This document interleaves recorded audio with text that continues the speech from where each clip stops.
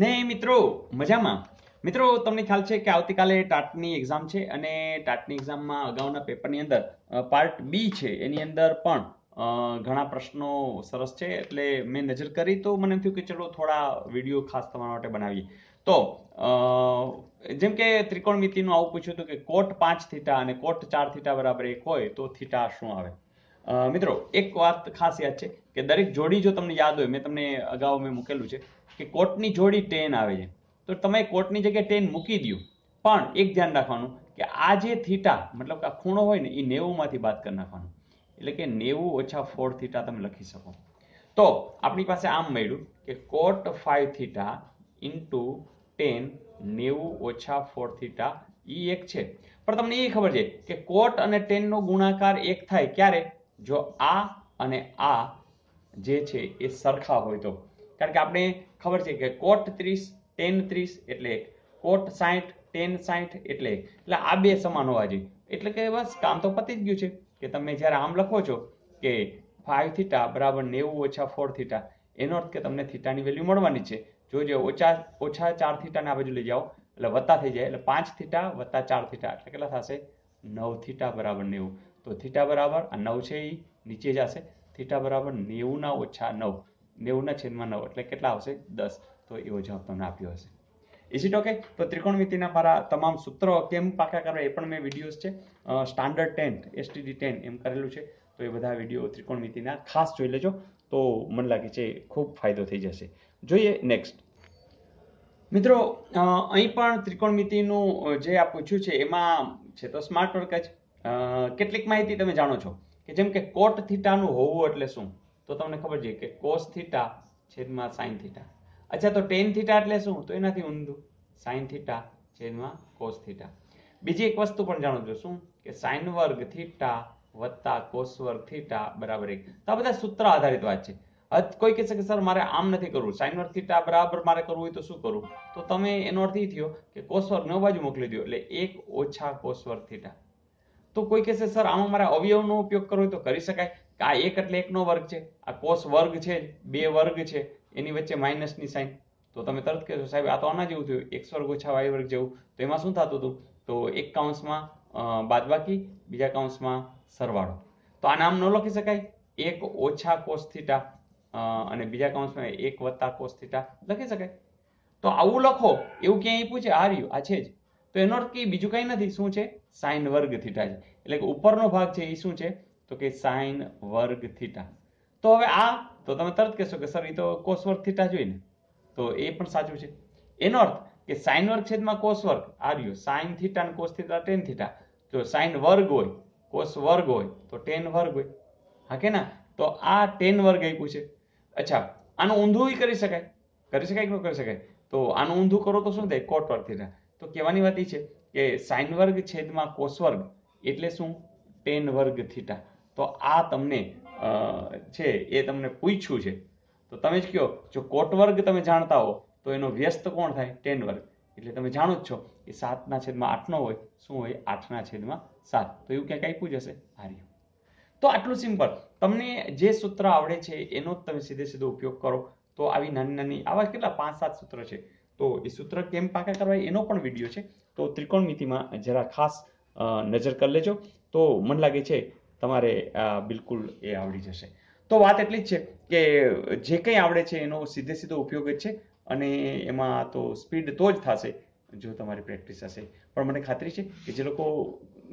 ઘણા સમયથી જોડાયેલા છે એ લોકોએ ઘણી બધી પ્રેક્ટિસ કરી છે અને એમાં એ લોકો આગળ જ છે જોઈએ નેક્સ્ટ પછીના પ્રશ્નની અંદર બહુપદી px આપી છે અને આવી રીતે આપ્યું છે સમીકરણ તો શૂન્યનો સરવાળો મિત્રો શૂન્યનો સરવાળોનું સૂત્ર છે આલ્ફા વત્તા બીટા બરાબર -b/a તો આ તમને શોધવાનું તમે કહો સર આ કેવી રીતે આવે તો તમને ખબર છે પહેલા આપણે એક સાઈડ મૂકી દઈ કે જેમ કે x વર્ગ ઓને બોલાવી લઈ એટલે -4x વત્તા 3 ને આ બાજુ બોલાવી લઈ -3 બરાબર 0 તો આ સમીકરણ થઈ ગયું હવે તમને ખબર છે કે એનું આપણું જે મેઇન સ્વરૂપ છે ax વર્ગ વત્તા bx વત્તા c બરાબર 0 અને વ્યાપક સ્વરૂપ છે એની સાથે સરખાવો તો તમને જો મળે જ છે a બરાબર 1 જો a એટલે સહગુણક x વર્ગ નો સહગુણક x વર્ગ કોઈ ન હોય તો કોણ હોય એકડો ગુણાયેલો છે b એટલે કેટલા તો કે -4 જો સાઇન સાથે લેવાના તો જો x છે એટલે b ની જગ્યાએ -4 છે.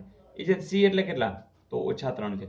તો આપણા સૂત્રમાં તો -b એટલે કે -4 છેદમાં a એટલે કે એકડો ઓછે ઓછે વત્તા એટલે 4 ના છેદમાં a એટલે જવાબ શું આવે? 4. તો બસ આવું સિમ્પલ. તો અહીંયા કોઈ પણ દ્વિઘાત સમીકરણ આપ્યું હોય તો તમને a b c તો આવડે જ, અને આલ્ફા વત્તા બીટા બરાબર -b ના છેદમાં a. ધારો કે એનો ગુણાકાર પૂછે તો આલ્ફા બીટા તો c ના છેદમાં a. તો કદાચ ગઈ વખતે આ પૂછ્યું, આ વખતે કદાચ આ પણ પૂછે, પણ તમને આવડવું જોઈએ.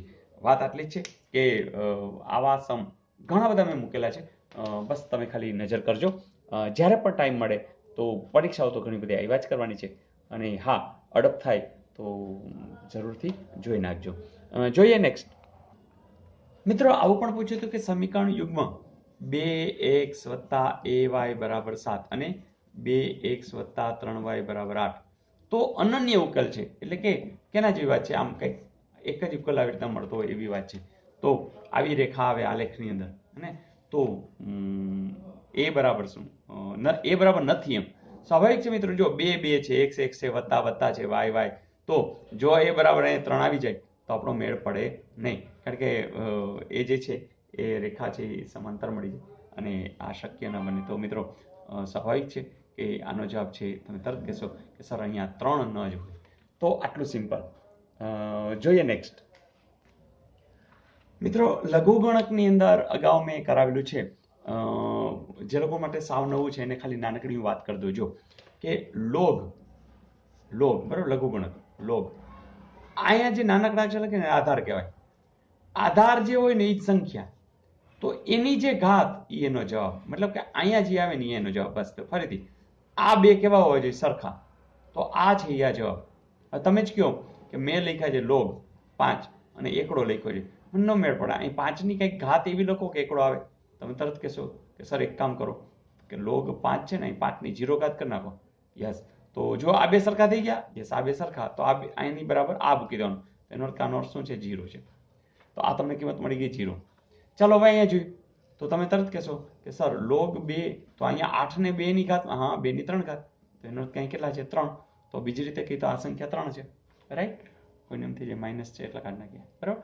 ચલો અહીંયા હવે અહીંયા તો શું કરે કે લોગ 10 છે, લોગ 10, તો 10 ની કેટલી ઘાત કરો તો આવે? તમને ખબર છે કે એકડાના છેદમાં 1 2 3 ને 4, 4 મીંડા જોઈ, 1 2 3 4, બરાબર? તો આને શું લખી શકાય? તો 1 ની 10 ની 4 ઘાત. તો ઉપર આવે તો શું થઈ ગઈ? 10 ની -4 ઘાત. એટલે કે જવાબ શું આવશે? -4. તો આ પણ શું આવશે? -4. આ સમજાય છે મિત્રો? આપણે ખબર છે 0.1 એટલે 1/10.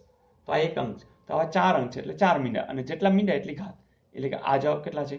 કે આ -4 છે. અહીંયા જોજો 1 2 3 4, તો 10 ની 4 ઘાત થશે. તો આ કેટલા છે? 4. અહીંયા તો જોજો 0.125, તમે જ કહો 0.125 ને આપણે 125 ના છેદમાં 1000 લખી શકાય કે નહીં? 3 મીંડા 3 પોઈન્ટ છે એટલે.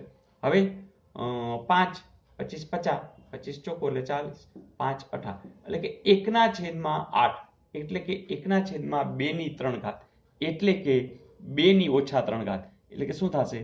લોગ 2, 2 ની -3 ઘાત. એનો અર્થ જવાબ કેટલો છે? -3. મિત્રો હવે તમારે સંખ્યા રેડી છે. કઈ કઈ સંખ્યા છે તો હવે તમારે ખબર જ છે કઈ કઈ છે. તો કઈ એક 0 છે, પછી તો 3 છે, પછી -4 છે, +4 છે, -3 છે. તમને પૂછ્યું છે કે એનો મધ્યક શું થાય? તો મધ્યક કરવા માટે આ બધાનો સરવાળો કરો છેદમાં 5. પણ તમને દેખાય છે કે આ સરવાળો કરશો 0 થઈ જશે, આ સરવાળો કરશો 0 થઈ જશે, અને એના સાથે 0 કરો તો એનો મધ્યક કોણ આવશે? 0. એ લોકોએ વિકલ્પની અંદર કદાચ આપ્યું છે, એ લખી દઉં કે એને વિકલ્પમાં આપ્યું છે 0.4, 0.5, 0.2 અને 0. તો તમે તરત કહેશો સર જવાબ શું આવશે? 0. તો આવું મિત્રો, તો સૂત્ર એક જ યાદ રાખો, શું કે લોગ આધાર એ, સંખ્યા એની n ઘાત, તો જવાબ n. તો આપણે આ બે સરખારી એવું સ્વરૂપ મળતું જ હશે મિત્રો, ચિંતા નહીં કરવાની. એવું એમને ગોઠવીને જ આપ્યું હશે, એટલે પૂછનારે ટેન્શન હશે, તમે કોઈ ચિંતા ન કરતા. તો આવી કંઈક વાત, અને તમને આવડી જશે. જોઈએ નેક્સ્ટ. મિત્રો આ પ્રશ્ન તો બહુ મજા આવે એવો છે. મને રકમ જોઈને જ મજા આવી, તમને પણ મજા આવશે કે બે બિંદુઓ P13 Q26 ને આલેખ પત્રમાં દર્શાવવામાં આવે અને પરાવર્તક સપાટી પ્રથમ ચરણ તરફ રહે તેમ અરીસાને ગોઠવે એક અક્ષ ઉપર અને P અને Q ના પ્રતિબિંબ બિંદુઓ અનુક્રમે S અને R મળે તો PQRS કેવી આકૃતિ મળે. મિત્રો આપણે કાંઈ ખબર નથી પણ કોઈ સમજાવવા નહીં દેવાનું, તરત આપણે થોડું વિચારવાનું કે જેમ કે આપણે ખબર છે કે આ એક અક્ષ છે બરાબર, આ y અક્ષ છે બરાબર. હવે તમે નક્કી કરો છો કે એક એટલે આપ નક્કી કે આ 1 છે 2 છે 3 છે બરાબર. તો એ જ રીતે અહીં -1 એને જ જવો, ચલો અહીંયા 1 આ 2 અને 3 બરાબર આ રીતે છે એમ કલ્પના કરી. હવે જો 1 3 બિંદુ એટલે x નું 1 હોય અને y નું 3 હોય એટલે આ બિંદુ અહીંયા આવે. ઓકે, પછી 2 અને 6, 2 એટલે અહીંયા તો જોજો 4 5 અને 6 એટલે કે અહીંયા આવે, રાઈટ અહીંયા આવે. હવે શું કહે છે અરીસો x અક્ષ ઉપર ગોઠવો એટલે તમારે અહીંયા અરીસો ગોઠવવાનો છે, રાઈટ. અરીસાની જે પરાવર્તક સપાટી છે આ બાજુ છે એટલે તમે આ બાજુથી જુઓ તો આ બિંદુ આમથી આટલા અંતરે એટલું જ અહીંયા હોય બરાબર, એટલે આ બાજુ ક્યાંક આવે અહીંયા બિંદુ દેખાતું હોય બરાબર. તો એ ધારો કે S છે અને એ જ રીતે આ અહીંયા છે બરાબર, સોરી અહીંયા છે તો એ જ પાછું તમને અહીંયા ક્યાંક દેખાતું હોય, રાઈટ આ રીતે. અને પછી તમે આને જોડી દો હે ને તો કેના જેવો આકાર થયો, આવો કંઈક આકાર થયો બરાબર, આવો કંઈક આકાર થયો. તો આ આકાર હોય એને શું કહેવાય જોજો. તો આ છે ને પતંગાકાર તો કે નથી, લંબચોરસ તો કે નથી, સમબાજુ ચતુષ્કોણ નથી કારણ કે બાજુ સરખી નથી. આને શું કહેવાય સમલંબ ચતુષ્કોણ, કારણ કે તમને ખબર છે કે કોઈ પણ બે બાજુ સમાંતર હોય તો આ સમાંતર મળી રહી છે, રાઈટ.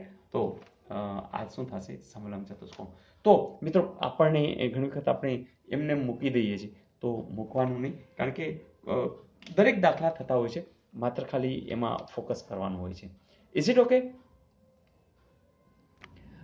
ખાસ તો મિત્રો આ વિડીયો મેં એટલે જ બનાવ્યો કે તમને આવતીકાલની માટે શુભેચ્છાઓ આપી છે. અને મિત્રો બિંદાસ પેપર દેવા જાજો અને કોઈ પણ જાતની ચિંતા કર્યા વિના, કારણ કે આ વખતે તમે ખૂબ સારી તૈયારી કરી છે અને તમે શિક્ષકો છો ભવિષ્યના, તો શિક્ષકો ક્યારેય ગભરાય નહીં. એમાં પરીક્ષાથી તો બિલકુલ નહીં. પરીક્ષા તો એક એવું માધ્યમ છે કે જેમાં તમારી તૈયારી ક્યાં સુધી પહોંચી એ દર્શાવવાનું છે.